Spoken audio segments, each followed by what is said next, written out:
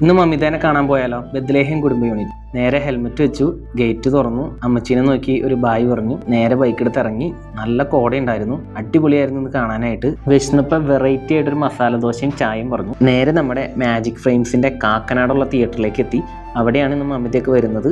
അവിടുത്തെ തിയേറ്ററിൻ്റെ അകത്തേക്ക് കയറി. എന്ത് ഭംഗിയാണ് അവിടെ കാണാനായിട്ട്. അവിടുത്തെ ബാത്റൂം തന്നെ കാണാനായിട്ട് ഇതുപോലെയാണ്. അപ്പോൾ തിയേറ്റർ പറയണ്ടല്ലോ. അങ്ങനെ നമ്മുടെ മമിത വന്നു കേട്ടോ. അതുപോലെ തന്നെ എല്ലാവരും സിനിമ കാണാനായിട്ട് അകത്തേക്ക് കയറി. ഷോ സ്റ്റാർട്ട് ചെയ്തു. ഞങ്ങളും പടം കണ്ടു. അടിപൊളിയാണ്, ഒരു രക്ഷയില്ലാത്ത പടം. എല്ലാവരും പടം കണ്ടിറങ്ങി നല്ല ഹാപ്പിയാണ്. നല്ലൊരു ഫീൽ ഗുഡ് പടം കേട്ടോ. ഞങ്ങൾക്ക് ചെറിയൊരു സമ്മാനം കിട്ടി. അതുപോലെ തന്നെ ഗിരീഷ് ഏടീനെ കണ്ടു, മീനാക്ഷി. ഇനി കുറച്ച് ഫോട്ടോസ് കണ്ടു കേട്ടോ. പടത്തെ പറ്റി പറയുകയാണെങ്കിൽ പടത്തിൽ നിവിൻ പോളി, നമ്മുടെ മമിത ഒരു രക്ഷയില്ലാത്ത കോമ്പയാണ്. അതുപോലെ തന്നെ ഗിരീഷ് ഏടി, നിങ്ങൾ ഭയങ്കര ഒരു സംഭവം കേട്ടോ. ഇങ്ങനൊരു പടം, സിമ്പിൾ ഒരു കഥേനെ നിങ്ങൾ എടുത്തു വെച്ചിരിക്കുന്ന ഒരു രീതി അടിപൊളിയാണ്. പിന്നെ ഈ പടം കണ്ടപ്പോൾ എൻ്റെ ലൈഫായിട്ട് എനിക്ക് ഒരുപാട് കാര്യങ്ങൾ കണക്റ്റായി. ചില സ്ഥലങ്ങളിൽ കണ്ണ് നിറഞ്ഞു, അതുപോലെ തന്നെ കുറേ ചിരിച്ചു.